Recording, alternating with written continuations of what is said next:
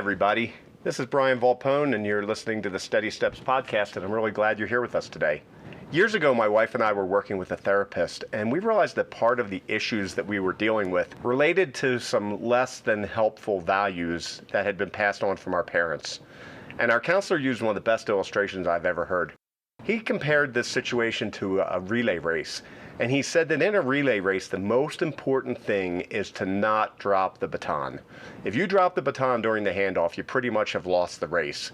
And he said our values that we inherit from our parents are the same way. As we're being raised, they hand us certain values and beliefs, and they say, don't drop this baton. This is the most important thing ever. Whatever you do in life, don't drop this baton. And sometimes it's helpful, but a lot of times it's not. So what do we do when that happens? Let's talk about that. Okay, picture this. The final stretch of a relay race. Everyone's yelling, the runner's going flat out, and there's that one single thought pounding in their head. Don't drop the baton. Yeah, it's everything, isn't it? That whole race, all that effort, it hinges on that one moment. Exactly. So let's take that image, that intensity, and bring it into our own lives because, we all get handed these invisible batons from the people who raised us. Invisible batons, I like that. Not actual objects, but things like values, beliefs, assumptions. Spot on. And it's not just handed over once. There's this constant unspoken message, sometimes spoken too, right? Hold on to this. Don't you dare drop it. Mm-hmm. And it gets reinforced all the time, doesn't it? Through what people say, the family rules, just watching how they live their lives. It gets embedded. This is what's important. This is what's right. Maybe even what's safe. Right. And look, some of these are great, really healthy. They give it strength, resilience, like a moral compass. Sure. Absolutely vital stuff. But then there are the others. The ones that maybe limit us or honestly can even be harmful. And we don't even realize it. Because we're gripping them so tight. Yes, totally unconsciously, believing we have to hold on because they feel like they're part of us, part of our identity. Okay, so if we're running with this analogy, the big question becomes, how do we even know we're carrying these if they're invisible? Exactly. Because mostly they are unseen, just operating in the background, directing things until maybe some big life event happens, something throws them into the spotlight. Which can be pretty disruptive. Totally. And that's really what we want to dig into today. How do we spot these things? Because, think about it, you could be running your whole life weighed down by something that's actually working against you. It's like trying to win that race with weights strapped to your ankles you didn't know were there. Perfect. So for you listening, this isn't about blaming anyone, your parents, your upbringing, none of that. No, not at all. It's about clarity, about choice. Yeah, getting conscious about it so you can decide, really decide what you want to carry forward. Instead of just being, directed by these old patterns without realizing it. Okay, so let's unpack that. These invisible batons, values, beliefs from way back, they get so automatic, so ingrained. It's like trying to see the air you breathe. It really is. They're reinforced so consistently that you develop this deep conviction, maybe not even consciously, that you must keep them, no matter what. Regardless of whether they actually help you now. Right. And that's the tricky part. They can be both. Some are genuinely good for us, our foundation. Others, though, they can really box us in, limit our choices, make us feel stuck. That stuck feeling. Yeah. So sometimes life kind of shoves them in our face, right? Mm-hmm. What sort of things make these batons suddenly visible? Well, it's usually moments of tension or significant change, things that shake up the routine. Like what specifically? Big life transitions are a common one. A new job, moving, becoming a parent. Suddenly the old rules just don't seem to fit the new context. Okay, that makes sense. Or personal crises, unfortunately. Losing someone, a relationship ending, maybe a big career setback. It strips away the everyday stuff and you see what beliefs you were really leaning on. Wow, yeah. Conflict, too. When you clash with someone who just doesn't share one of your core unspoken rules that can force you to look at why you hold it so tight. Or even just seeing someone else live differently. Exactly. Yeah. Seeing someone thrive without following your musts can be a real eye-opener. Like, wait, you don't have to do that. Yeah. Okay, so those are the big moments, the wake-up calls. Often kind of jarring. They can be, yeah. But what if you don't want to wait for a crisis? What if you want to be more proactive? How can you start spotting these batons before they cause trouble or limit you? What can you do, like right now? Okay, this is where it gets really practical and empowering. There are definitely things you can do. It's about becoming like a curious detective about your own mind. A detective of your own thoughts. I like that. Where do we start the investigation? First step, catch your automatic answers. Think about when someone asks you why you believe something or why you do something a certain way. Okay. If your immediate response, like the first thing out of your mouth is, well, that's just how it is, or that's how I was raised, or everyone knows that, Danger sign.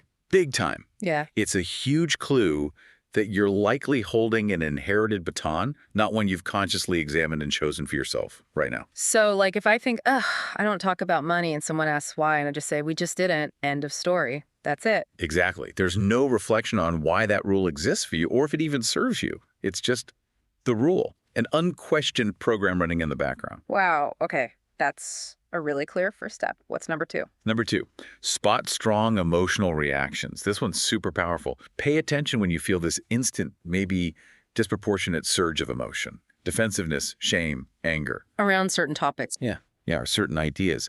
It's often not just about the topic itself. It's a sign you're protecting something deeper, a core value that's tangled up with your identity.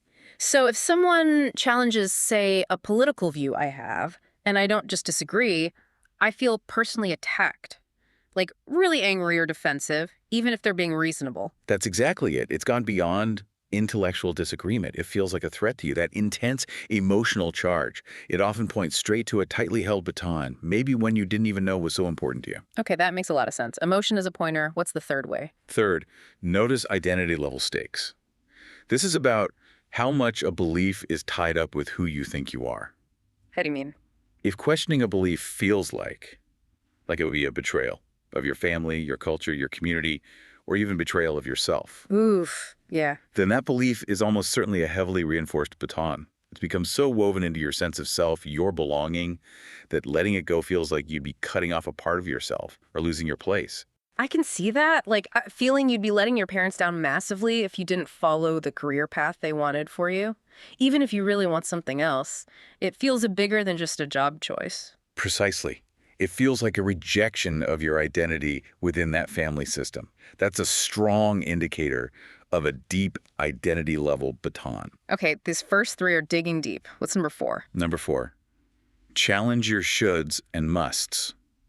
This is something you can do every single day. Ow. Anytime you catch yourself thinking, I should do this or I really must do that, just pause for a second.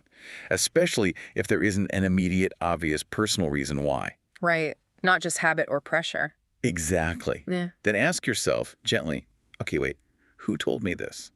Where did this rule actually come from? Is this my should or am I carrying someone else's?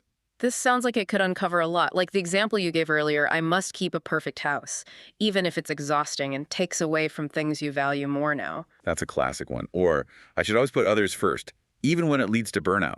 So many shoulds are just inherited scripts, batons we picked up along the way that might not fit our lives anymore, or maybe never really did. Yeah, okay.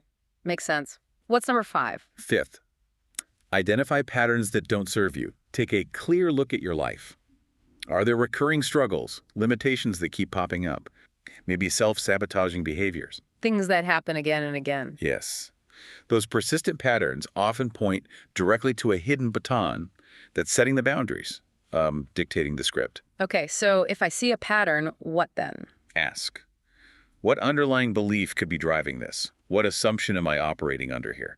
So if I keep avoiding leadership roles, like we talked about, even though I kind of want them and I know I could do it, that's the pattern. Right. And the underlying baton, the belief, might be something like, not really leader material, or it's safer not to stick my neck out, or someone else will do it better anyway. And that belief, that baton, is what's actually stopping me, even if I don't consciously think it all the time. Exactly. It's the invisible force shaping the behavior.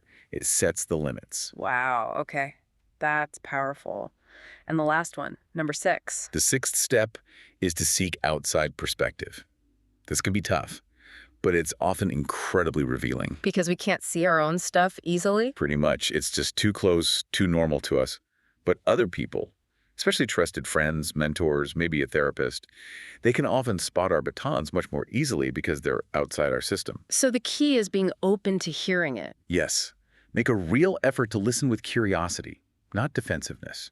Maybe even ask directly, hey, do you see any patterns or beliefs in me that seem to hold me back? Okay, like if a friend gently points out, you apologize for everything, even when there's nothing to apologize for. Right. That observation could reveal a hidden baton about needing constant approval or feeling like you don't deserve to take up space or a fear of conflict.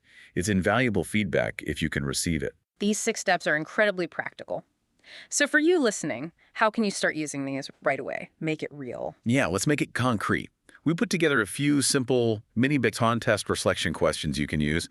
Maybe jot them down. Okay, what are they? First, what's a belief or habit I just never really questioned? Something that just feels normal. Got it. Never question. Yeah, then, who taught me this? How was it reinforced? Try to trace it back. Okay, where did it come from? Next, the big one. Does this belief or habit still actually serve me now in my life today? Be honest. Does it serve me now? Crucial. And finally, maybe the most revealing. If I imagine setting this baton down, what do I fear I might lose? And then flip it. What might I actually gain if I let it go? Loss versus gain. Wow. That really brings it all together. It makes it personal. It does.